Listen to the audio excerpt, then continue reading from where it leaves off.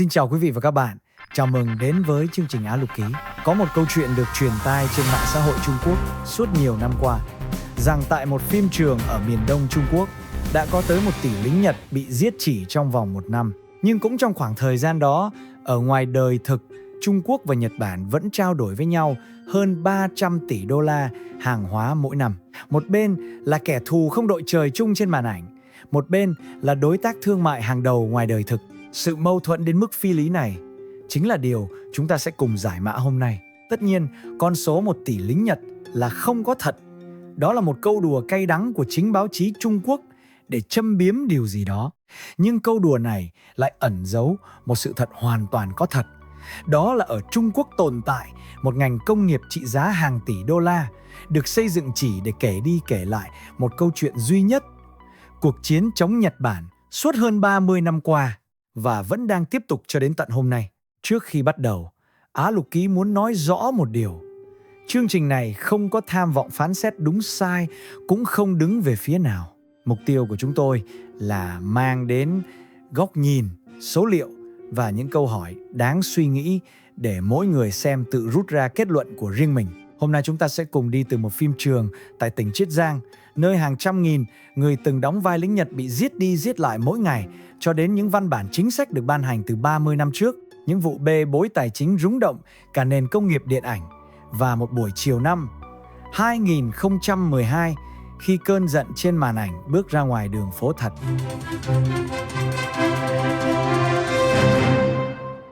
Để hiểu quy mô của hiện tượng này, chúng ta cần đến một nơi tên là Hoành Điếm, thuộc tỉnh Chiết Giang, miền đông Trung Quốc. Đây là một phim trường rộng lớn, nơi các đoàn làm phim có thể thuê sẵn bối cảnh phố xá thời dân quốc, đạo cụ quân trang và cả đội ngũ diễn viên quần chúng đông đảo. Vào năm 2012, trong số khoảng 150 đoàn làm phim đang hoạt động tại đây, có tới 48 đoàn, tức là gần 1/3, đang thực hiện các dự án về đề tài kháng chiến chống Nhật Bản. Nghiệp đoàn diễn viên địa phương từng báo cáo đã cung cấp tới 300.000 lượt diễn viên quần chúng chỉ trong năm đó, và 60% trong số họ được thuê để đóng vai lính Nhật, tức là để bị giết đi giết lại trên phim trường. Có những diễn viên quần chúng chuyên đóng vai lính Nhật đến mức được cư dân mạng gọi đùa là những người chuyên nghiệp trong nghề bị tiêu diệt. Một trong số đó từng chia sẻ rằng có ngày anh phải diễn cảnh bị bắn chết hoặc bị nổ tung nhiều lần liên tiếp. Hết cảnh này đến cảnh khác, hết đoàn phim này đến đoàn phim khác. Sự lặp lại này khiến một tờ báo địa phương từng đùa rằng nếu cộng dồn số lần lính Nhật bị tiêu diệt trên các bộ phim quay tại Hoành Điếm trong một năm, con số có thể lên tới 1 tỷ người. Đây chính là nguồn gốc của câu chuyện đùa mà chúng ta nhắc ở đầu chương trình. Nhưng đây không phải là câu chuyện của quá khứ. Vào tháng 9 năm 2025, một bộ phim điện ảnh về đơn vị 731, đơn vị quân y của quân đội Nhật Bản từng tiến hành thí nghiệm sinh học trên tù nhân Trung Quốc trong chiến tranh, đã ra mắt và nhanh chóng lọt vào nhóm phim có doanh thu cao nhất năm tại phòng vé Trung Quốc, theo Tân Hoa Xã. Riêng ngày công chiếu đầu tiên, phim đã thu về khoảng 345 triệu nhân dân tệ. Điều đáng chú ý hơn, theo số liệu được truyền thông Trung Quốc dẫn lại, có tới 43% khán giả xem phim này ở độ tuổi dưới 25, cho thấy đây không chỉ là câu chuyện của những người từng trải qua chiến tranh, mà đã trở thành một phần của văn hóa đại chúng dành cho người trẻ. Và ngành công nghiệp này vẫn đang tiến hóa. Từ năm 2024, thị trường Trung Quốc chứng kiến sự bùng nổ của một định dạng mới. Phim ngắn dọc màn hình, mỗi tập chỉ dài từ 1 đến 3 phút, xem trên điện thoại. Theo Hiệp hội Công nghiệp Sản xuất Phim Truyền hình Trung Quốc, riêng thị trường phim ngắn này đạt doanh thu 50,5 tỷ nhân dân tệ trong năm 2024, lần đầu tiên vượt qua doanh thu phòng vé điện ảnh truyền thống của cả nước. Và đề tài kháng Nhật đã nhanh chóng được đưa vào định dạng mới này, với những tựa phim như Tiêu diệt quỷ tử hay Trở lại năm 1944, thu hút hàng trăm triệu lượt xem chỉ trong vài tháng đầu năm 2025. Câu hỏi đặt ra là vì sao lại là đề tài này?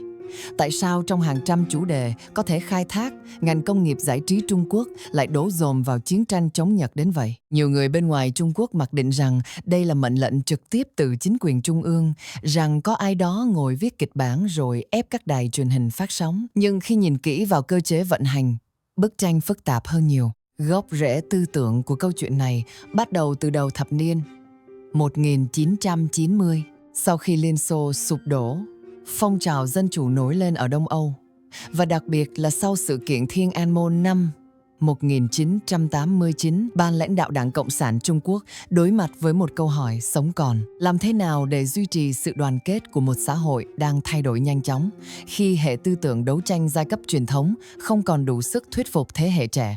Năm 1994, Bắc Kinh chính thức ban hành một chương trình mang tên Đề cương giáo dục lòng yêu nước. Trọng tâm của chương trình này là chuyển câu chuyện quốc gia từ đấu tranh giai cấp sang một câu chuyện khác. Ký ức về một thế kỷ bị các cường quốc ngoại bang áp bức, trong đó sự tàn bạo của quân đội Nhật Bản trong chiến tranh Trung Nhật được đặt ở vị trí trung tâm. Thông qua chương trình này, Đảng Cộng sản Trung Quốc không chỉ còn là đại diện của giai cấp công nhân, mà được định vị lại như lực lượng đã lãnh đạo nhân dân đánh đuổi ngoại xâm, chấm dứt một thế kỷ tủi nhục. Nhưng chính sách tư tưởng chỉ là một nửa câu chuyện, nửa còn lại đến từ thị trường.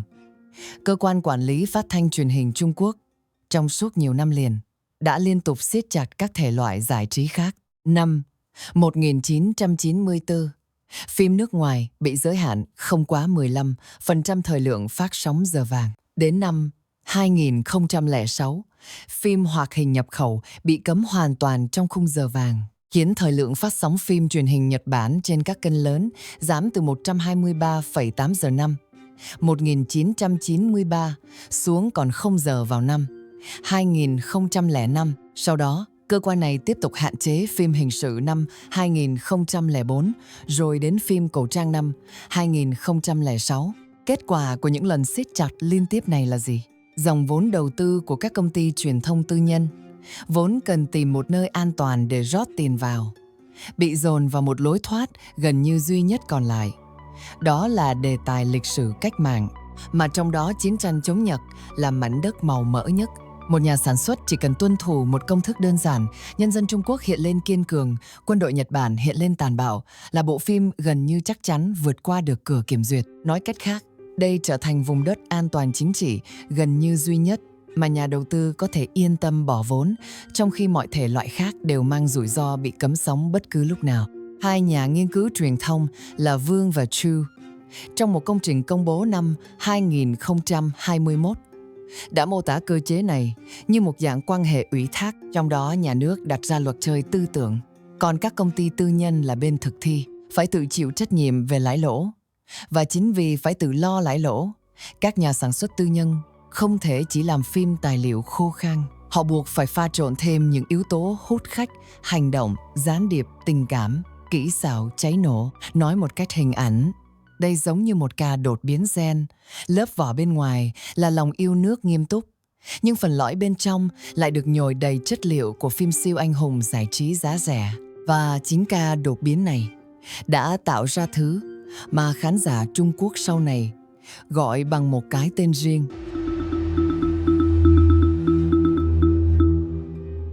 Cái tên đó là kháng Nhật thần kịch, tạm hiểu là những bộ phim thần kỳ về đề tài kháng chiến chống Nhật, và những gì xuất hiện trên màn ảnh đôi khi vượt xa trí tưởng tượng thông thường.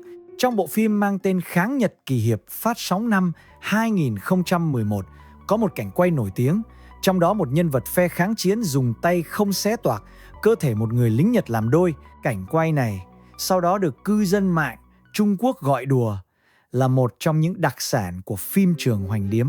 Đến năm 2015, một bộ phim khác mang tên Cùng Nhau Đánh Quỷ Tử còn gây tranh cãi dữ dội hơn. Trong phim, một nhân vật nữ đi thăm người yêu đang bị giam giữ và giấu một quả lựu đạn trong người trước ánh mắt của lính gác Nhật, với những tình tiết mang tính gợi dục. Cảnh quay này lan truyền chóng mặt trên mạng xã hội, và ngay sau đó, cơ quan quản lý phát thanh truyền hình đã ra lệnh đài truyền hình Tứ Xuyên ngừng phát sóng bộ phim ngay lập tức. Năm 2020, đến lượt một bộ phim mang tên Lôi Đình Chiến Tướng bị chỉ trích công khai, khi các chiến sĩ được khắc họa với mái tóc vuốt keo bóng loáng, sống trong biệt thự sang trọng, nữ y tá mặc giày cao gót chạy giữa chiến trường. Lần này, chính Nhân dân Nhật Báo, cơ quan ngôn luận chính thức của Đảng Cộng sản Trung Quốc, đã đăng bài chỉ trích bộ phim vì thiếu sự tôn trọng đối với lịch sử. Phim ngay sau đó bị gỡ khỏi toàn bộ nền tảng phát sóng. Điều đáng chú ý là chính khán giả Trung Quốc, chứ không phải ai khác, lại là những người phản ứng gay gắt nhất với những bộ phim này. Trên các diễn đàn như Douban, một lập luận từng lan truyền rộng rãi đặt câu hỏi rằng nếu quân đội Nhật Bản yếu ớt đến mức có thể bị xé làm đôi bằng tay không dễ như xé giấy, vậy tại sao cuộc kháng chiến của Trung Quốc lại phải kéo dài tới 8 năm với hàng chục triệu người phải hy sinh? Lập luận này chạm đến một điểm rất nhạy cảm, đó là việc phóng đại quá mức sức mạnh của quân kháng chiến. Một cách vô tình, lại đang hạ thấp chính sự hy sinh mà bộ phim muốn tôn vinh. Ngay cả người trong ngành cũng thừa nhận áp lực này. Biên kịch của bộ phim Cùng Nhau Đánh Quỷ Tử từng lên tiếng giải thích rằng kịch bản gốc của ông không hề có tình tiết gợi dục như vậy, mà đã bị đoàn làm phim thay đổi để câu khách. Ông thừa nhận rằng trong một môi trường cạnh tranh khốc liệt như hiện nay, hầu như không ai dám làm khác đi nếu muốn có người xem. Đến tháng 7 năm 2025, khi làn sóng phim ngắn trên mạng lại xuất hiện những mô típ tương tự, chẳng hạn nhân vật du hành thời gian về năm 1944 nhưng vẫn dùng điện thoại và thiết bị bay không người lái để chỉ huy chiến đấu, cơ quan quản lý đã phải ban hành thêm một văn bản mới yêu cầu loại bỏ các mô típ anh hùng phi thực tế, với lý do những nội dung này đang làm xói mòn ký ức lịch sử nghiêm túc. Và đây không phải lần đầu tiên câu chuyện này lặp lại. Định dạng có thể thay đổi, từ màn hình TV sang màn hình điện thoại dọc. Khán giả cũng đổi từ thế hệ lớn tuổi sang Gen Z. Nhưng cái lõi bên trong, một dạng lòng yêu nước được đóng gói thành giải trí giá rẻ, dường như vẫn không hề thay đổi. Cơ quan quản lý cấm ở màn hình TV, thì 10 năm sau, một phiên bản tương tự lại mọc lên trên mạng xã hội, buộc chính họ phải quay lại dọn dẹp thứ mà trước đó chính họ đã để cho phát triển. Tất nhiên, cần phải công bằng mà nói, không phải toàn bộ ngành công nghiệp phim chiến tranh Trung Quốc đều mang tính giải trí hóa quá mức như vậy. Bên cạnh những sản phẩm gây tranh cãi, vẫn có không ít bộ phim được đầu tư nghiêm túc, bám sát tư liệu lịch sử, nhằm tưởng niệm những người đã ngã xuống. Việc gán nhãn cả một ngành công nghiệp là thần kịch cũng là một sự khái quát hóa vội vàng.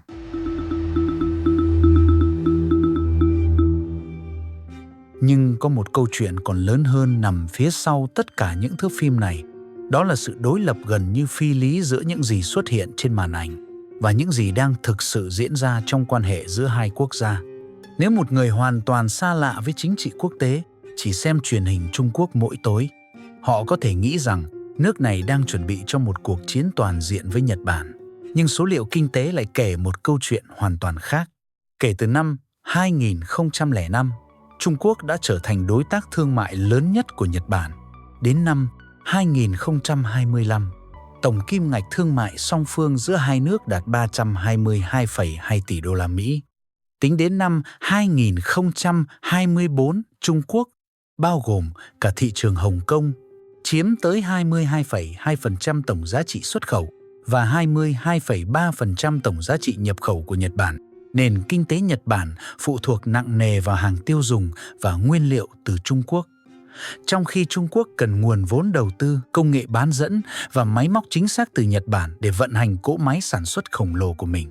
Sự đối lập giữa thù hận trên màn ảnh và hợp tác trong phòng họp này không phải là điều gì bí mật, mà chính là một bài toán mà giới lãnh đạo Bắc Kinh phải cân bằng liên tục.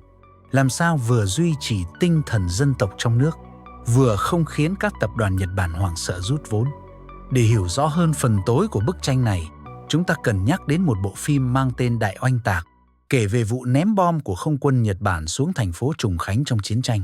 Bộ phim này được đầu tư với kinh phí công bố dao động từ 65 đến 90 triệu đô la, quy tụ cả diễn viên Hollywood như Bruce Willis và mất tới 8 năm để hoàn thành. Nhưng thay vì trở thành một tác phẩm tưởng niệm, bộ phim lại trở thành trung tâm của một vụ bê bối tài chính gây rúng động ngành giải trí Trung Quốc. Cuộc điều tra sau đó của cơ quan thuế đã phát hiện ra cái gọi là hợp đồng âm dương. Trong đó nữ diễn viên Phạm Băng Băng, người có mức thù lao cao nhất Trung Quốc thời điểm đó, đã ký 2 bản hợp đồng cho cùng một vai diễn. Một bản công khai với số tiền nhỏ để nộp thuế thấp và một bản ngầm ghi nhận số tiền thực nhận lên tới 30 triệu nhân dân tệ. Đáng chú ý, Phạm Băng Băng chỉ xuất hiện vỏn vẹn 9 giây trong bản phim phát hành tại Mỹ. Vụ việc bị phanh phui công khai bởi cựu người dẫn chương trình đài truyền hình Trung ương Thôi Vĩ Nguyên, và kết quả là Phạm Băng Băng bị cơ quan thuế tỉnh Giang tô phạt tổng cộng 884 triệu nhân dân tệ, tương đương khoảng 129 triệu đô la Mỹ. Trong trường hợp cụ thể này, Mục tiêu tưởng niệm lịch sử dường như đã bị lu mờ bởi lợi ích tài chính của một nhóm nhỏ liên quan đến dự án.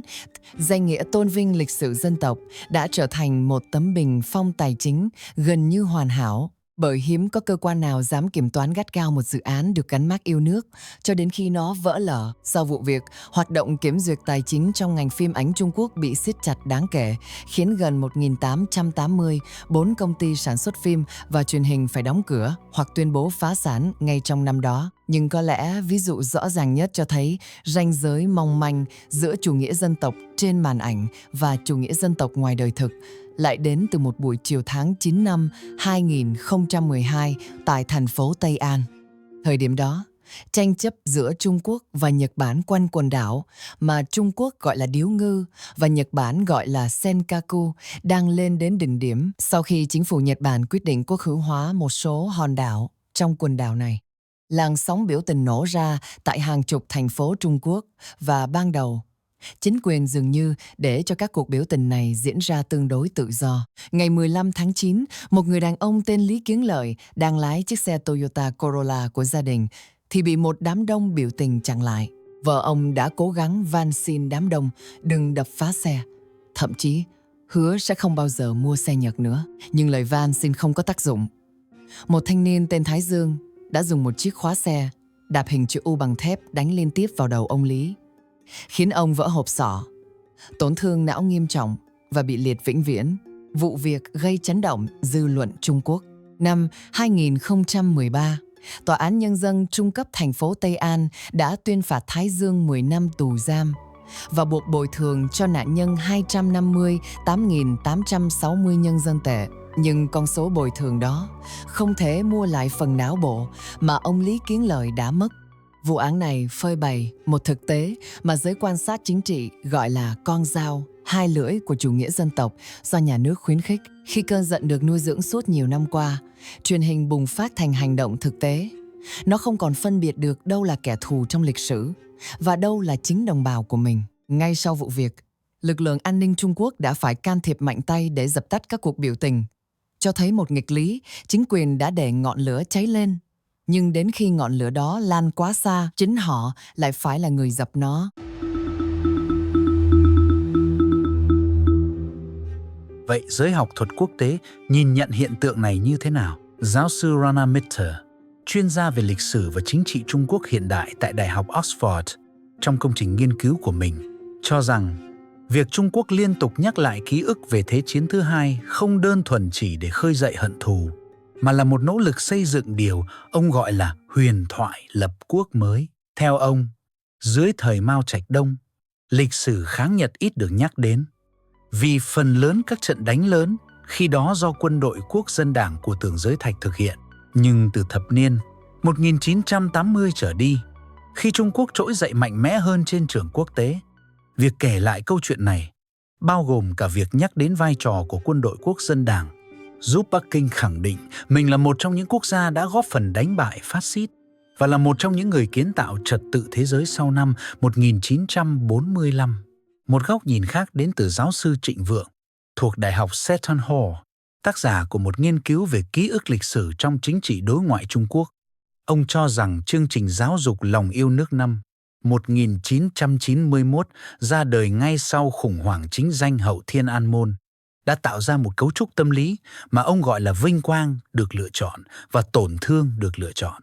Thông điệp cốt lõi được lặp lại liên tục là sự yếu kém và chia rẽ trong quá khứ đã thu hút sự xâm lược, và chỉ có sự lãnh đạo vững mạnh của Đảng mới có thể bảo vệ Trung Quốc khỏi bị sỉ nhục một lần nữa. Nhưng chính ông Trịnh Vượng cũng cảnh báo rằng việc bồi đắp tâm lý này lâu dài có thể trở thành một cái bẫy đối với chính quyền, bởi khi công chúng bị kích động quá mức, giới lãnh đạo sẽ rất khó đưa ra bất kỳ nhượng bộ ngoại giao cần thiết nào, vì sợ bị cho là phản bội lịch sử. Hiện tượng này không phải chỉ có ở Trung Quốc. Nhà sử học người Hàn Quốc Ji Hyun Lim gọi đây là một dạng chủ nghĩa dân tộc nạn nhân. Trong đó, các quốc gia xây dựng bản sắc và sự đoàn kết không phải bằng cách ca ngợi chiến thắng, mà bằng cách khẳng định ai là người từng chịu đau khổ nhiều hơn trong quá khứ. Hàn Quốc, với ký ức về thời kỳ thuộc địa Nhật Bản, cũng đi theo một logic tương tự. Dù cách thể hiện trên phim ảnh có phần khác biệt, thiên về khắc họa chấn thương tâm lý hơn là những pha hành động cường điệu. Để thấy rõ hơn sự khác biệt, chúng ta có thể nhìn sang nước Đức. Sau tòa án Nuremberg xét xử tội phạm chiến tranh, xã hội Đức đã trải qua nhiều thập kỷ tự phản tỉnh nghiêm khắc, điều mà người Đức gọi là quá trình đối mặt và vượt qua quá khứ. Kết quả là, cho đến hôm nay, việc lãng mạn hóa hình ảnh quân đội quốc xã trên phim ảnh Đức gần như là điều không thể chấp nhận được, cả về pháp lý lẫn đạo đức xã hội. Sự khác biệt này, theo nhiều nhà nghiên cứu, một phần bắt nguồn từ việc tòa án Tokyo xét xử tội phạm chiến tranh Nhật Bản trong bối cảnh chiến tranh lạnh bị đánh giá là chưa thực sự triệt để, khiến một bộ phận giới bảo thủ Nhật Bản duy trì quan điểm né tránh trách nhiệm lịch sử cho đến tận ngày nay. Cũng cần công bằng nhìn nhận, có những tiếng nói cho rằng việc Trung Quốc tiếp tục nhắc nhớ về cuộc chiến này là hoàn toàn chính đáng. Họ so sánh điều này với việc điện ảnh Hollywood và châu Âu vẫn liên tục sản xuất phim về Holocaust hay cuộc đổ bộ Normandy. Khoảng 20 triệu người Trung Quốc đã thiệt mạng trong chiến tranh chống Nhật. Và trong bối cảnh một bộ phận chính giới Nhật Bản vẫn có những hành động gây tranh cãi như viếng đền Yasukuni, việc duy trì ký ức này được nhiều người xem là một phản ứng tự vệ chính đáng. Nhưng cũng có một cái diễn biến mới mà ngay cả những nhà hoạch định chính sách ở Bắc Kinh có lẽ không lường trước hết được. Đó là phản ứng của chính thế hệ trẻ Trung Quốc. Một bộ phận Gen Z, như chúng ta đã thấy, chế giễu các tình tiết phi lý trên mạng xã hội, nhưng một bộ phận khác lại đi theo hướng ngược lại, trở thành những người mang biệt danh tiểu phấn hồng, những người trẻ theo chủ nghĩa dân tộc cực đoan trên mạng, đôi khi còn đi xa hơn cả những gì nhà nước mong muốn. Chẳng hạn, từng có những vụ việc người mặc trang phục truyền thống Nhật Bản ở nơi công cộng bị chỉ trích hoặc công kích trên đường phố Trung Quốc. Nhiều nhà quan sát chính trị mô tả tình thế này bằng một hình ảnh, rằng chính quyền từng xem chủ nghĩa dân tộc như một vòi nước có thể tùy ý vặn mở hoặc khóa lại khi cần. Nhưng khi một bộ phận công chúng ngày càng cực đoan hơn cả những gì bộ máy tuyên truyền mong muốn, chiếc vòi đó dường như đã hỏng van. Một số nhà phân tích cho rằng khi một thế hệ trẻ lớn lên với niềm tin rằng bất kỳ nhượng bộ nào với Nhật Bản cũng đồng nghĩa với phản bội lịch sử, giới lãnh đạo Bắc Kinh có thể tự đặt mình vào thế khó, bởi bất kỳ thỏa hiệp ngoại giao nào cần thiết về mặt kinh tế cũng có nguy cơ bị chính công chúng mà họ từng dày công nuôi dưỡng quay lại chỉ trích là mềm yếu. Và đây chính là câu hỏi mở mà không ai, kể cả giới học thuật quốc tế, có câu trả lời chắc chắn. Điều gì sẽ xảy ra khi công cụ được tạo ra để phục vụ nhà nước dần dần trở thành một lực lượng mà chính nhà nước cũng khó kiểm soát? Câu chuyện về những bộ phim kháng Nhật xét cho cùng không chỉ là câu chuyện về điện ảnh. Nó là câu chuyện về cách một quốc gia lựa chọn nhớ điều gì, quên điều gì, và ai là người có quyền quyết định điều đó. Ở một đầu của câu chuyện là phòng họp, nơi những con số thương mại hàng trăm tỷ đô la được ký kết. Ở đầu kia là màn ảnh nhỏ trong phòng khách của hàng trăm triệu gia đình, nơi lính Nhật vẫn tiếp tục bị đánh bại mỗi tối. Và ở giữa hai đầu đó, đôi khi là những con người thật như ông Lý Kiến Lợi ở Tây An, người đã phải trả giá bằng chính sức khỏe của mình cho một cơn giận không phải của riêng ông. Bởi vì lịch sử không chỉ đơn thuần là những gì đã xảy ra trong quá khứ, những ký ức đau thương khi được kể lại có chủ đích luôn có thể trở thành một loại vũ khí chính trị sắc bén trong hiện tại. Và giống như mọi loại vũ khí sắc bén khác, nó có thể hướng ra bên ngoài, nhưng cũng có thể quay ngược lại, gây tổn thương cho chính người đang nắm giữ nó. Câu hỏi mà mỗi người xem có thể tự đặt ra là khi một quốc gia dùng ký ức đau thương như một công cụ để đoàn kết trong nước, ranh giới nào phân định giữa việc tưởng niệm chân thành và việc biến lịch sử thành một thứ có thể vận hành như một cỗ máy, bật lên khi cần và đôi khi khó tắt đi khi không còn cần nữa. Hẹn gặp lại quý vị và các bạn trong kỳ phát sóng tiếp theo của Á Lục Ký.